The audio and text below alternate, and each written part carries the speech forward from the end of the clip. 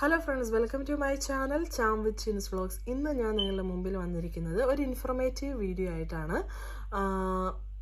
സാധാരണ നമ്മൾ NHSൽ പ്രിസ്ക്രിപ്ഷന് പേ ചെയ്യുന്നുണ്ടല്ലേ. എന്നാൽ NHSൽ ഫ്രീ പ്രിസ്ക്രിപ്ഷന് എലിജിബിൾ ആയിട്ടുള്ളവരുണ്ട്.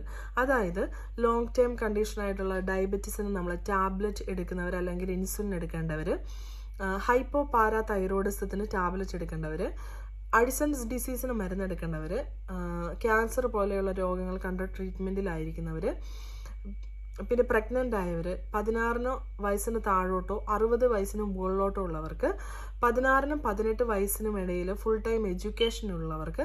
ഞാൻ ഈ പറഞ്ഞത് ചില ക്രൈറ്റീരിയാസ് ആണ് കേട്ടോ. നമ്മൾ NHSൻ്റെ വെബ്സൈറ്റിൽ കയറിയാൽ നമുക്ക് എന്തെങ്കിലും ഒരു കണ്ടീഷൻ ഉണ്ട്, ലോങ് ടേം ആയിട്ടുള്ള കണ്ടീഷൻ ഉണ്ടെന്നുണ്ടെങ്കിൽ നമുക്ക് അതിനുള്ള എലിജിബിലിറ്റി ഉണ്ടോ എന്ന് അറിയാൻ സാധിക്കും.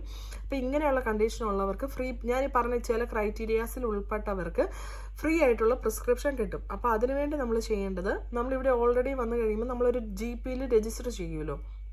അപ്പം നമ്മൾ ആ GP സർജറി പോയിട്ട് EC92A എന്ന് പറയുന്ന ഒരു മെഡിക്കൽ എക്സംഷൻ ഫോം ഉണ്ട്. അത് കംപ്ലീറ്റ്ലി ഫില്ല് ചെയ്യേണ്ടത് നമ്മുടെ GP ആണ്.